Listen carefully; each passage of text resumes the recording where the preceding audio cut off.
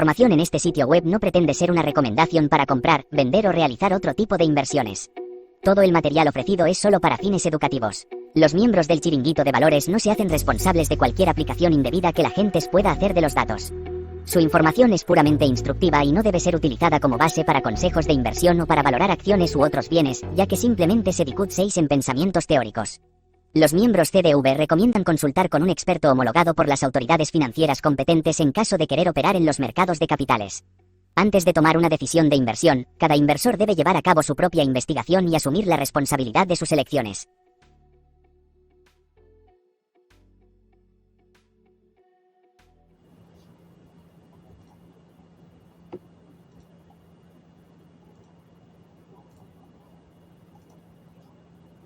Muy buenas tardes, bienvenidos de nuevo a una edición más del Chiringuito de Valores. En el día de hoy, viernes 24 de febrero, venimos a hacer un pequeño repaso de actualización de los mercados, otra semana muy convulsa.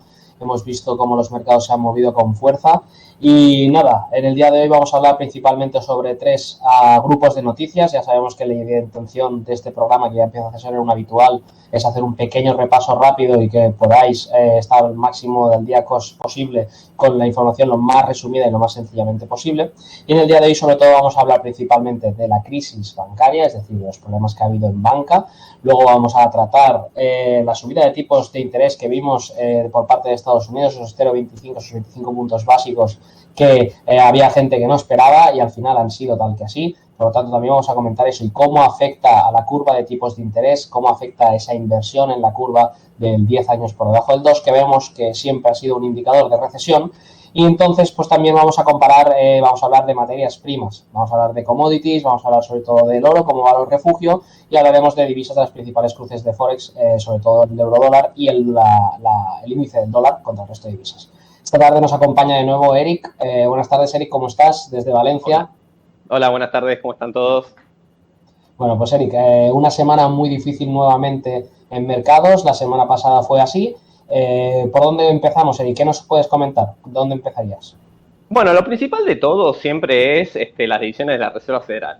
Digamos que ha sido el tema más candente después de la crisis de liquidez de los bancos. Por ende, es el dato que todo el mundo estaba esperando, sobre todo, ¿no?, el dato en cuanto al aumento de tipos, porque 25 puntos básicos era algo que estaba en el playbook de la Fed, es algo que no iban a cambiar en las últimas 2 semanas. Uno de los factores fundamentales por el cual no iban a hacerlo era que iban a, en cierta forma, ¿no?, perder la credibilidad respecto a las decisiones de política monetaria para poder combatir la inflación. Pero lo cierto es que lo más importante era la declaración de Powell, ¿no? ¿Qué iba a decir? ¿Qué tipo de discurso? ¿Si iba a ser más duro? ¿Si iba a ser más dovish? En el sentido de, más que nada para de acá hacia adelante, ¿no? Entonces, una de las cuestiones que dejó claro Powell es que sigue siendo una prioridad la inflación y que hay herramientas suficientemente amplias para poder contener la situación de crisis de liquidez que puedan empezar a surgir en los bancos, sobre todo regionales y más pequeños. De hecho, sí. Digo que con esto que dices parece un poco que al final el objetivo va a ser siempre la inflación independientemente de lo que le pase a la economía, ¿no? Sí, una de las cuestiones por el cual el discurso de Powell fue un poco más dovish, entre muchas comillas, es el hecho de que dijo que la crisis de liquidez, ¿sí?, y la contracción del crédito por parte de los bancos ya es un mecanismo que contribuye a el objetivo de reducir justamente la inflación, ¿sí? Ellos, en cierta forma, como Banco Central, tienen que hacer menos esfuerzo en cuanto a aumento de tipos de interés, dado que ya hay una situación de crédito, o mejor dicho, de liquidez limitada en el sistema, lo cual contribuye a su política de quantitative tightening, que es lo que viene haciendo desde hace ya varios meses, es decir, reducir la hoja de balance de la Fed. Entonces, es cierto de que hay como una especie de, digamos, conflicto de intereses, si se quiere, o conflicto de objetivos, mejor dicho, respecto a seguir reduciendo la hoja de balance y abrir ventanillas de liquidez a los bancos, ¿sí? Porque en definitiva abrir ventanillas de liquidez a los bancos es una forma de inyección, de cierta manera. O sea, es una manera de inyectar dinero, no como venía siendo la política monetaria de quantitative easing, que venían aplicando hace muchos años, en la cual compraban bonos americanos de largo plazo, porque el objetivo del QE era justamente reducir la tasa de interés de largo plazo, por eso compraban directamente emisiones del Tesoro americano, y con eso también contribuyen a la baja de tipos de interés. Acá es algo más de corto plazo, ¿sí? Porque están atendiendo necesidades de liquidez de corto plazo, así que es un poco diferente a lo que es el quantitative easing, y de hecho, en cierta forma, hacer un rescate de estas características a los bancos en cuanto a liquidez y evitar que tengan que salir al mercado a vender los bonos americanos ayuda a que la tasa de 10 años no se eleve por las nubes. Porque imagínense si todos los bancos regionales que tienen problemas de liquidez salen a vender sus posiciones de bonos americanos a pérdida en el mercado secundario, la tasa de 10 años de Estados Unidos no va a estar, seguramente no iba a estar a 3,40 que está ahora, sino estaría por encima de los 4%, del 4% aproximadamente. De hecho, su tendencia alcista en cierta forma sigue activa, aunque muy debilitada, ya lo vamos a ver en los gráficos, pero el hecho de que haya salido a rescate contribuye a eso, contribuye a que en realidad la tasa de 10 años no sigue subiendo fuertemente como lo venía haciendo, y bueno, y obviamente evita inestabilidades en el sistema, ¿no? Que es lo fundamental en este contexto de restricción de liquidez general. Veíamos por otro lado, Eric, con la inestabilidad que ha habido estas últimas 2 semanas en banca por los sucesos que ya hemos comentado aquí en el canal de Silicon Valley, etcétera, que esta subida de tipos podía volver a poner en tela de juicio esa credibilidad bancaria, y pues varios de nuestros clientes, incluso algún seguidor ya, nos ha manifestado este problema, ¿no? Oye, debería sacar el dinero del banco. ¿Tú crees que esto es...? Yo simplemente no hay que llamar al pánico. Al final, pues lo que hemos visto que nos han comentado han sido casos aislados. De momento no se ha podido demostrar que sea así toda la banca en toda Europa o en todo Estados Unidos. ¿Tú qué opinas respecto a esto, Eric? A ver, respecto a los bancos regionales, sabemos que hubo un problema fundamental en relación a cómo fue gestionado el riesgo de tasa de interés, ¿sí? Básicamente, eso fue un factor fundamental por el cual entraron en crisis, ¿sí? Y que afectaba a un nicho específico que era la de las startups, ¿está bien? Eso en Estados Unidos. En Europa, con respecto a Credit Suisse y lo que es Deutsche Bank, la realidad es que esos dos bancos venían ya con problemas previos. O sea, no son novedad los problemas que tienen estos bancos. Correcto. Por ende, tampoco se les puede decir de que sea un reflejo que impacte a todo el sistema financiero. O sea, Deutsche Bank vienen con problemas y Credit Suisse desde el 2008. Sí, o sea, no es que es algo novedoso los inconvenientes que está teniendo en su negocio particular, ¿está bien? Lo que sí, en todo caso, complejiza un poco la visión que se tenía de Suiza en particular con en cierta forma, fusión forzosa, sí, exacto, por parte de UBS y Credit Suisse. Digamos, pone un poco en tela de juicio, bueno, cuán confiable es, ¿no? Suiza. Pero recordemos que Suiza está en Europa, pero no es BCE, no es Banco Central Europeo, ¿está bien? Son dos entidades distintas. Claro, al final otra pregunta que nos surge mucho es estas rescates o estas inyecciones de liquidez. Al final es un poquito lo que pasaba también, ¿no? Antes, o sea, es meter más moneda en el juego, por lo tanto también favorece esta inflación. ¿Crees que puede tener un impacto directo importante? A ver, el impacto directo importante sobre la inflación, desde el punto de vista, a ver, la restricción del crédito, como dijo Powell, ya ayuda a que, digamos, las empresas y los consumidores consuman menos porque pueden apalancarse menos, ¿sí? Eso es un factor, ¿está bien? Entonces, caemos siempre en lo mismo. En realidad, para poder reducir la inflación necesitamos una contracción de la actividad económica o, en última instancia, una recesión.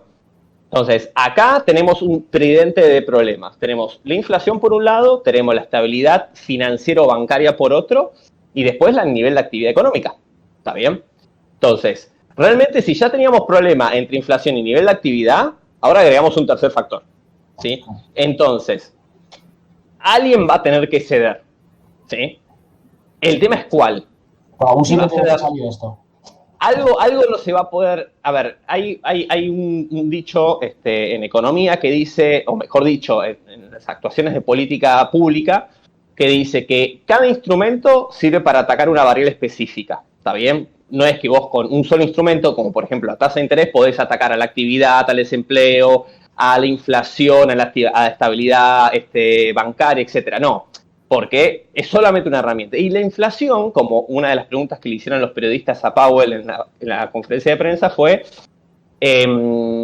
lo relacionado con el aporte del sector público, ¿no? Y el aporte y la presión que genera sobre la inflación el gasto público, porque no, y ahí Powell dijo, nosotros no opinamos de política fiscal, nosotros opinamos de política monetaria. Exacto, no es nuestra medida. Exacto, que está muy bien, porque es lo que corresponde, pero la realidad es que sigue siendo un factor que genera inflación, en tanto y en cuanto se siga sosteniendo un gasto público elevado, por eso se está discutiendo el incremento del techo de deuda de Estados Unidos.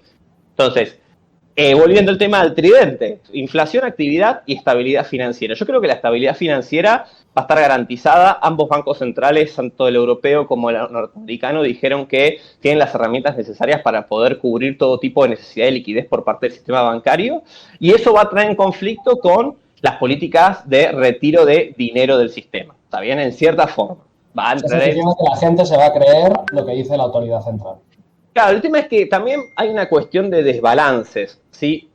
A ver, hasta ahora al parecer le siguen creyendo los bancos centrales, por más que obviamente son data-driven approach, ¿no? En definitiva, básicamente van guiándose en función de los datos que van surgiendo, pero van surgiendo nuevos problemas, porque este problema surgió hace 2 semanas, el problema de la liquidez y la estabilidad del sistema financiero. Antes no, antes era el riesgo de entrar en una recesión y todo este soft landing, que ahora medio que se dejó de lado de hablar. O sea, yo dejé de escuchar tanto de soft landing. Ya no salen noticias, ahora salen otras cosas. Claro, ahora salen otras cosas. Entonces, la realidad es que algo va a tener que ceder. Muy probablemente termine cediendo la actividad económica. Porque si no cede la actividad económica, la inflación no va a bajar a los niveles objetivos del Banco Central. Entonces, si no baja a los niveles objetivos del Banco Central, bueno, que se cambie el objetivo de política monetaria, que no sea 2%, que sea 3%. ¿Está bien? Eso es lo que empieza a sonar mucho, ¿no? Eso puede llegar a pasar en algún momento, pero ya sería decir, bueno, entonces ya está. Vos haces las reglas, las cambiás y ya está, y acá no pasa nada. Y acá no pasa nada, claro, pero el tema es que a mí lo que me parece interesante de todas formas es que el quantitative tightening sigue estando activo para Banco Central Europeo y la Reserva Federal. Por ende, las carteras, igual en Europa las carteras más bien de corto plazo, en Estados Unidos eran tenencias de largo plazo, pero en Estados Unidos se está cambiando tenencias de largo por tenencias de corto, con esta cuestión de las ventanas de liquidez que están surgiendo ahora. Lo cual es algo interesante porque es un poco cambio de juego, porque en realidad estás haciendo que el problema cada vez, digamos, sea más rápido. Te vas a encontrar con el problema cada vez más frecuentemente, en cierta forma. Así que sí, estamos en una situación muy particular. La volatilidad de esta semana fue brutal. No tanto como la semana pasada, pero la realidad es que el mercado nos termina de salir de una zona de congestión que está teniendo en particular el S&P 500, que ahora lo vamos a ver en los gráficos. Y bueno, esto genera mucha duda de, bueno, cuán dinámico va a poder ser al alza el mercado, ¿sí? Porque no se termina de decidir. Y sigue habiendo un montón de exceso de liquidez en el sistema, ¿sí? Eso también hay que tenerlo en cuenta. No es que desapareció dinero del sistema, sigue habiendo un montón. Si no, se hubiera desarmado. Hubiera petado, está claro. Exacto. Hemos visto esta semana un montón de noticias, incluso comunicados de gestoras que salían diciendo que precisamente por esto, por el excedente de liquidez que aún hay en el mercado, aún al mercado le queda una pequeña bajada, o una más que pequeña, una bajada importante. Vamos a ver lo que nos dicen los gráficos, Eric. No sé si te parece, si nos compartes pantalla y podemos empezar a ver qué nos están diciendo ya la bolsa. ¿Qué nos dicen los gráficos? Bueno, vamos a ver primero el S&P 500. Sí, vamos a ver el S&P 500. Bueno, acá lo tenemos en compresión semanal, sí, en gráfico semi-log, obviamente. Y acá tenemos, como habíamos hablado la semana pasada, tenemos la línea de tendencia dinámica bajista, esta que tenemos por acá, bastante, digamos, evidente. Tenemos un intento de quiebre en esta zona, que lo quebró efectivamente, pero que había alcanzado un primer objetivo. Esto ya lo había explicado en la sesión pasada. Lo importante acá es lo siguiente. Hizo soporte sobre la ex línea de resistencia quebrada, ¿sí? Lo cual es muy importante y no lo terminó de quebrar, ¿sí? Y encima, no solamente eso, sino que hizo mínimos sucesivos crecientes. Lo cual deja, en cierta forma, una esperanza, entre comillas, de que esto siga buscando niveles superiores alrededor de los 41.55, que es la zona de resistencia más importante, debido a que era un punto que se validó anteriormente, era un objetivo de extensión de todo este setup alcista, y encima correspondía al 50% de retroceso de todo el movimiento a la baja previo. ¿Está bien? La cantidad de veces que testea ese nivel, que lo podemos ver en pantalla. Sí, testea este nivel de 50%, tenemos estos niveles de acá, ¿sí? Este spike de acá, tenemos esta zona acá. O sea, es un nivel realmente muy, muy importante para el SP500, ¿está bien? Y lo cierto es que tampoco hay muchos drivers que generen tranquilidad como para que el mercado suba. El Nasdaq subió por el simple hecho de que,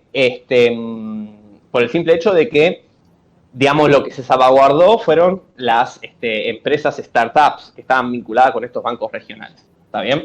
Y el SP500 no. Por eso, bueno, tenemos un Nasdaq que ha salido al alza bastante bien. De hecho, vamos a mostrarlo. No lo tenemos analizado en esta pantalla, pero bueno, tendremos que hacer un análisis diferencial con respecto al SP500, como para verlo, pero claramente ha salido de esta zona de soporte, ¿sí? Y ahora se encuentra también en una zona de resistencia el Nasdaq, sin poder superar la zona aproximadamente de los 12.000, 13.000 puntos aproximadamente, ¿sí? Así que realmente el mercado como que le está todavía costando un poco tomar una decisión. De hecho, si nos vamos al Russell 2000, ¿sí? Vamos a mostrar acá, porque no lo tengo. A ver, en futuro. Si no, pasamos a otra cosa. Voy a mostrar.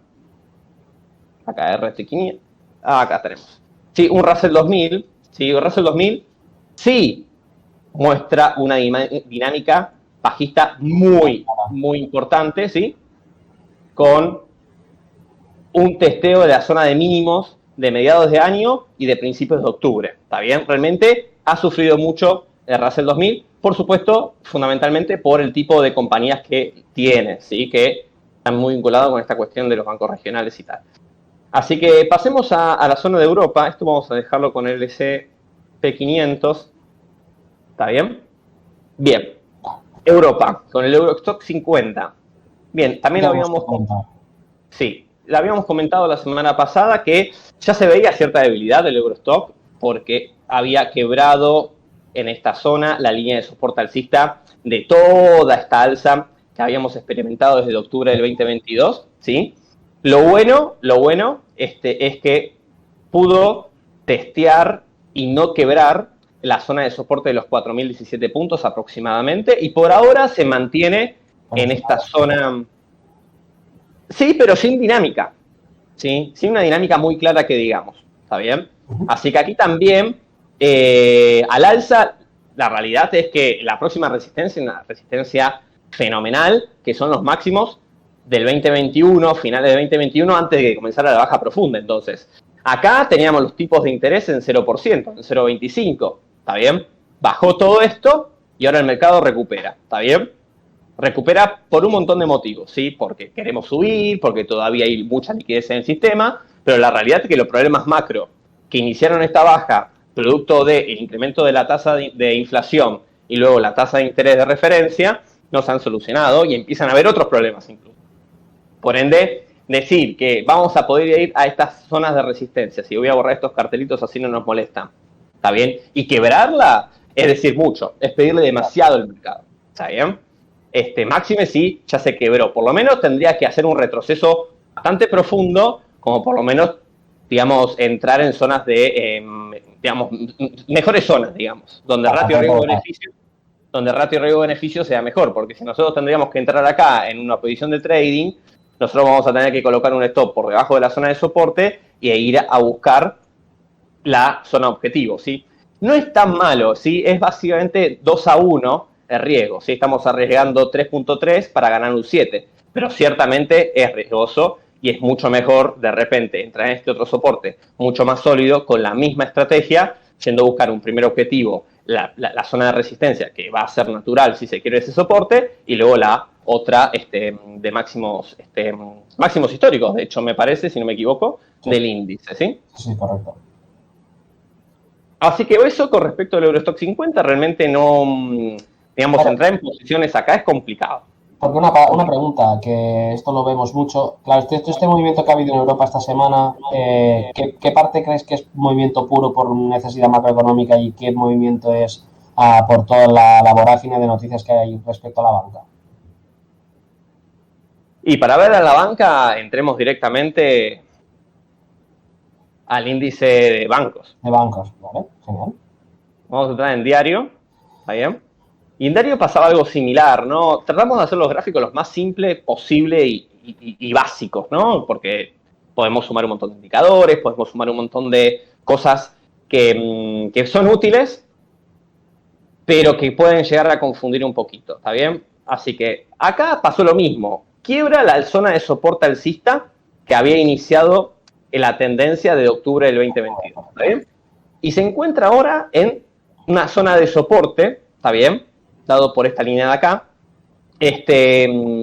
bastante débil, ¿sí? Habiendo caído un 17% los bancos en Europa. Así que, de vuelta, acá setup en sí no hay. Obviamente va a depender.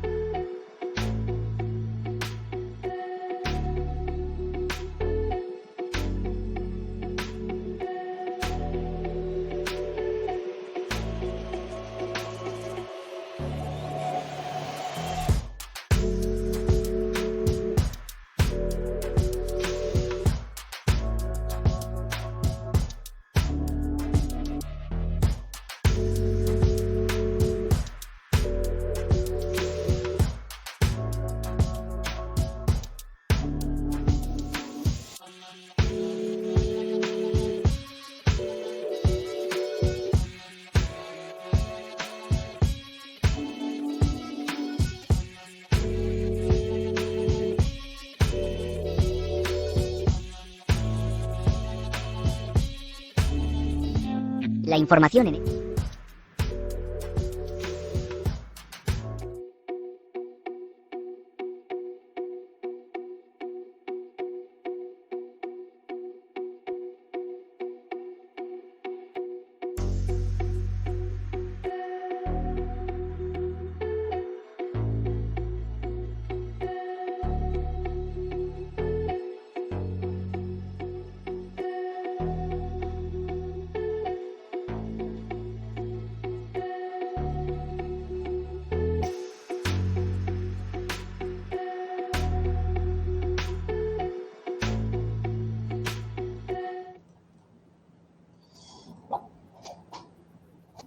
Muy buenas tardes de nuevo, perdonad, ha habido un pequeño problema técnico y es que aquí tenemos detrás de los platos, como siempre, a Miquel Álvarez, que bueno, no paga la electricidad en casa y le han tirado la luz. Bueno, ya estamos de vuelta, disculpad las preguntas. Estábamos comentando los movimientos que ha habido en Europa, en el índice europeo, sobre todo debido a esta crisis, bueno, a esta inestabilidad bancaria. Y desde Europa nos vamos a Estados Unidos, que ya hemos comentado, pero vamos a comentar una de las noticias más importantes de esta semana, ¿no? Que ha sido esa subida de 25 puntos básicos por parte de Jerome Powell. Claro. Eric, ¿qué ha pasado? A ver, básicamente un poco lo que comentamos, ¿no? El playbook de la Fed no iba a cambiar, ¿sí? En definitiva, iba a seguir siendo un incremento de tipos de interés. Lo interesante, y acá lo que tengo enfrente, es la TNX y la tasa de los Treasury a 10 años de Estados Unidos. Y lo que estamos viendo con este flight to quality, ¿no? Que hubo desde la crisis de liquidez, es que están testeando soportes importantes los bonos americanos, ¿sí? Por ahora, la tendencia alcista, este es un gráfico semanal, donde muestra la evolución del tipo de interés de los bonos a 10 años en maduración constante, desde marzo del 2020, sigue estando dentro de esta tendencia alcista, pero lo cierto es que ha sufrido bastante, ¿está bien? Si no hubiera pasado esta crisis de liquidez, y seguramente esto hubiera continuado, ¿sí? Era una señal técnica clara, ¿no? Una tendencia alcista bastante marcada luego de haber quebrado, ¿sí? Esta zona de resistencia, donde en un principio la había testeado y luego la termina quebrando, retesteando acá y quebrando esta pequeña compresión de volatilidad que hubo desde octubre del 2022. ¿sí? Donde acuérdense que en octubre de 2022 es cuando se inicia la recuperación de todos los índices y obviamente ese flujo de dinero que estaban en los bonos pasan un poco también al mercado accionario, ¿sí? Entonces, por eso también mucho la presión de los índices en general, ¿está bien?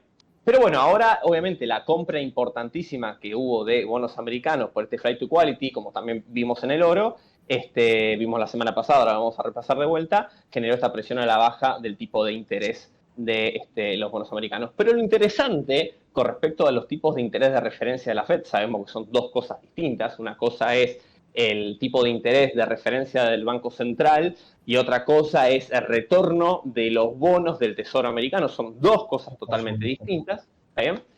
Quiero ir a los efectos que está teniendo esta situación en general, ¿sí? El discurso de Powell y la situación de crisis de liquidez de los bancos, con respecto a las expectativas que está teniendo el mercado en cuanto a la dirección que van a tomar los tipos de referencia de la Fed en el corto plazo, ¿sí? Acá tenemos la herramienta de SM Group, ¿sí? En donde se analizan a través de los Fed Futures, ¿sí? Los futuros de los fondos federales, cuáles van a ser las expectativas o qué es lo que el mercado está descontando respecto a las próximas reuniones de la Reserva Federal. ¿Sí? Actualmente sabemos que el Banco Central de Estados Unidos aumentó 25 puntos básicos y el rango de tasas actual está entre 4.75 y 5%. ¿Está bien? Y para la reunión del 3 de mayo, o sea, dentro de un mes y medio aproximadamente, ¿sí? No, un mes y medio, un poquito menos incluso, vemos que el mercado está descontando que con un 91% de probabilidad implícita de que no va a haber cambios en el tipo de interés. ¿Sí? De hecho, lo podemos ver acá arriba. ¿Sí? Probabilities, ¿sí? Is, que es reducción, no change, que es que se mantenga igual, y high, que es que lo suba. ¿Está bien?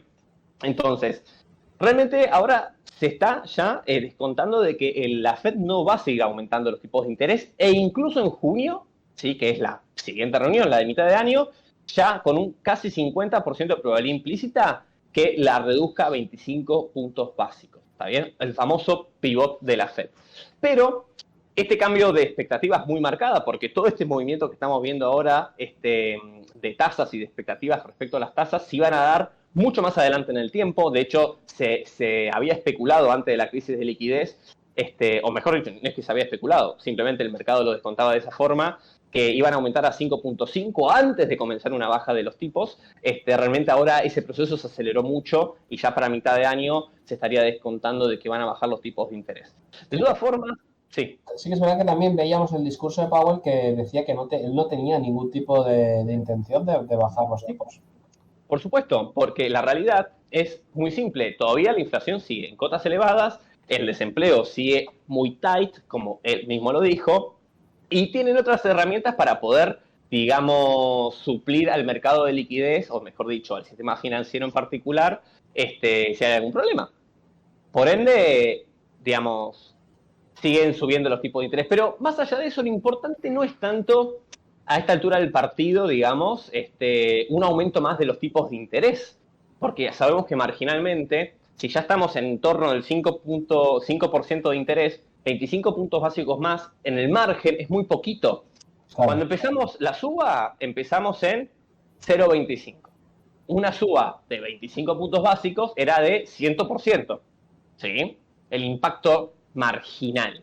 Pero el impacto marginal es muy, muy pequeño, por ende, digamos, ya no es tan importante si siguen aumentando, sino cuánto tiempo la van a mantener en esa zona, ¿sí? Y más allá de que lo bajen a 4,5 o a 4,25, la realidad es que sigue siendo cotas altísimas a lo que el sistema está acostumbrado en los últimos años, ¿está bien? Así que eso también es algo a tener en cuenta, pero para destacar simplemente el cambio de expectativas que hubo con respecto a los tipos de interés de los fondos federales, ¿sí? Siguiendo con el análisis de los distintos mercados, pasamos de la TNX de Estados Unidos a lo que es los tipos de interés de Europa, ¿está bien? De España y de Alemania. Tenemos Alemania en amarillo y España en rojo, ¿está bien? Y vemos que realmente se ha mantenido, vamos a ponerlo en diario si tenemos un poquito más de información. De vuelta, el mismo efecto, flight to quality. todo el mundo quiere bonos del Tesoro porque son más seguros. Entonces, realmente se nota cómo desde el principio de marzo se comprimen estos tipos de interés, ¿está bien? Por, obviamente, un aumento del precio de los bonos, ¿sí? Un aumento de la demanda de los mismos. Por ende, tenemos esta caída, digamos, de los tipos de interés bastante marcada, porque si nosotros analizamos desde el principio de marzo a hoy, ¿sí? De los máximos de los, por ejemplo, en el bono alemán en 2,75, 2,743, hoy en día tenemos aproximadamente 63 puntos básicos de compresión, que es un montón para tan solo un par de días. Así que realmente es muy relevante cómo ha ido esa huida, digamos, a activos más seguros. Lo mismo pasa con el oro, ¿está bien? Flight to quality, ¿está bien? El oro, antes de todo este conflicto que hubo con los bancos regionales, estaba en una fase de ajuste, se encontraba en una zona de soporte de los 1810. Muy probablemente, si no hubiera surgido este problema y quebraba esta zona, iba a buscar la zona de soporte en los 1738. Pero bueno, desde este POC de volumen, de todo este swing alcista que habíamos experimentado desde noviembre hacia principios de febrero, ¿sí? Que el principio de febrero fue esa reunión de la FED también, por eso la caída tan abrupta.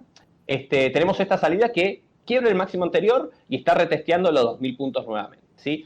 Acá está pasando algo similar a como mostraba recién en el Eurostoxx, ¿sí?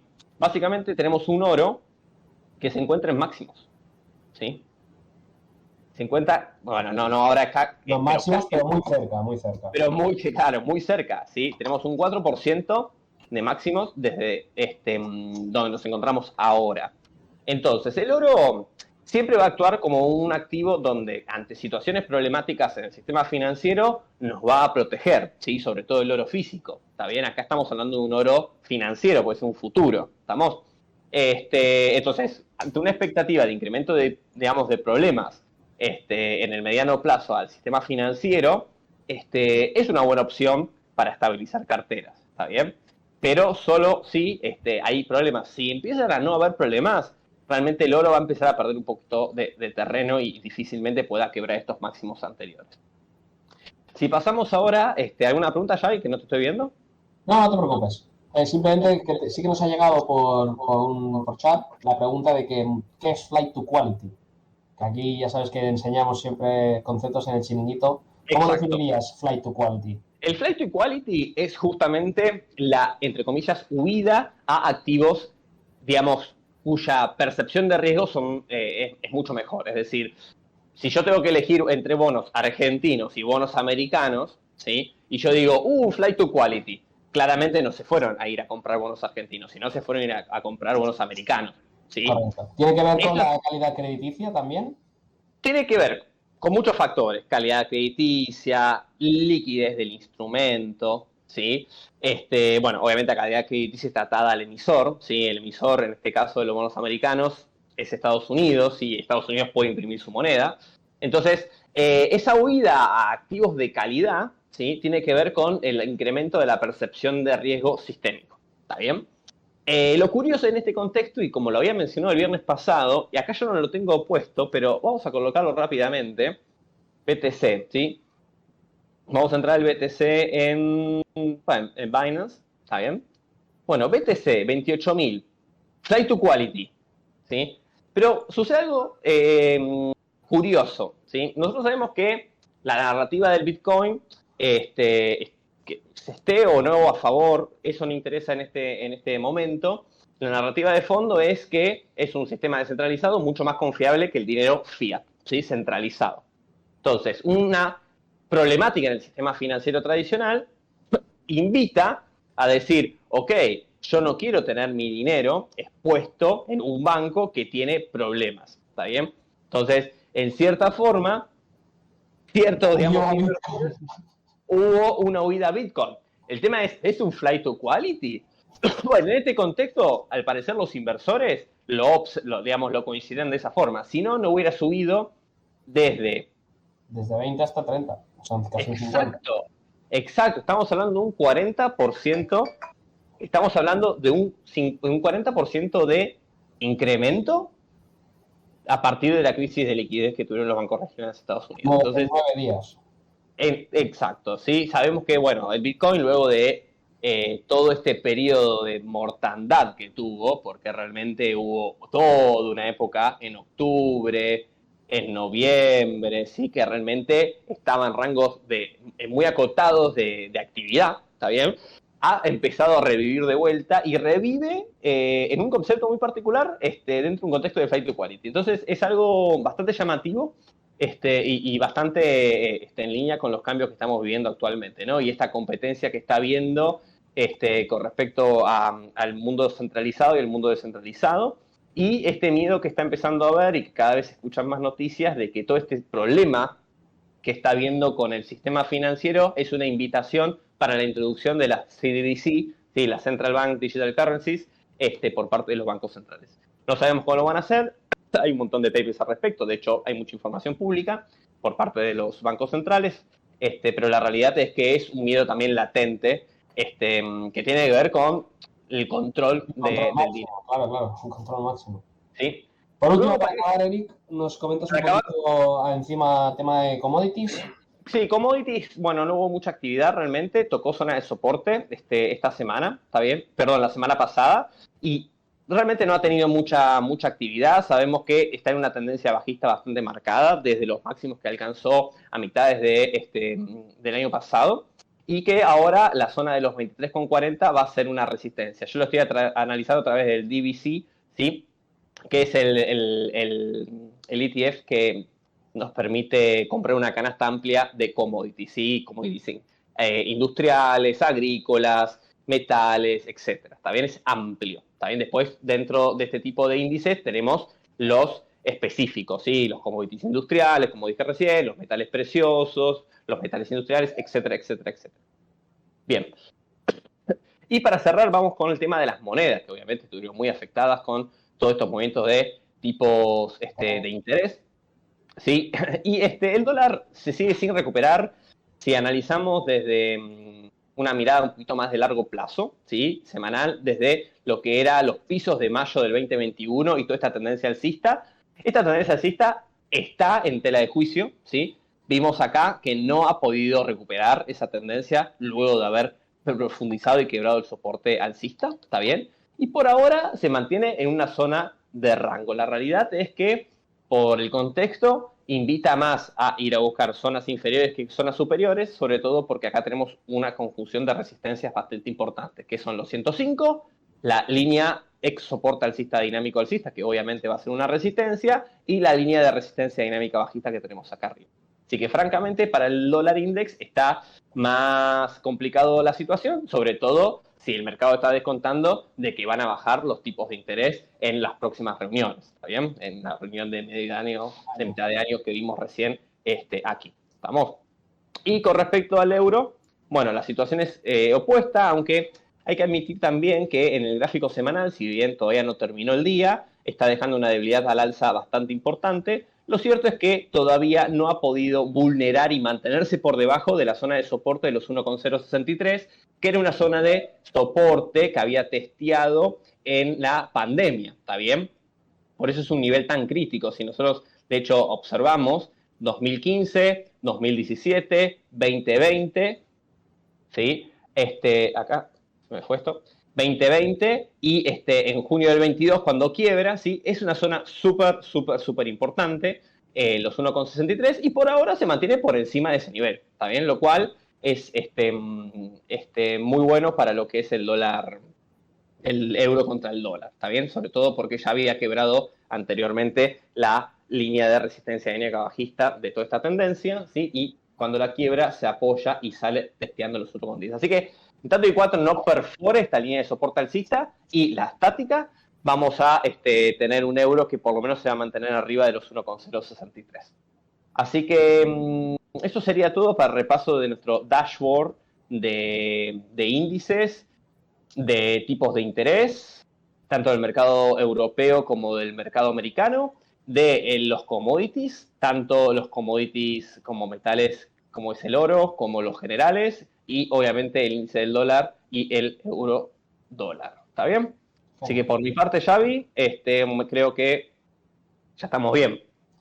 Bueno, pues otro viernes más utilizando el dashboard del Chiringuito. Hemos hecho un buen resumen de lo que ha pasado esta semana en mercados, el viernes de la semana que viene más, y ya empezamos os anunciamos que el día 1, sábado 1 de abril, haremos la tercera edición del Chiringuito de Valores, repaso de marzo.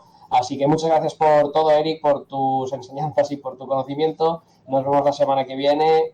Un placer a todos, que vaya muy bien y que tengáis buen fin de semana. Muchas gracias, nos vemos.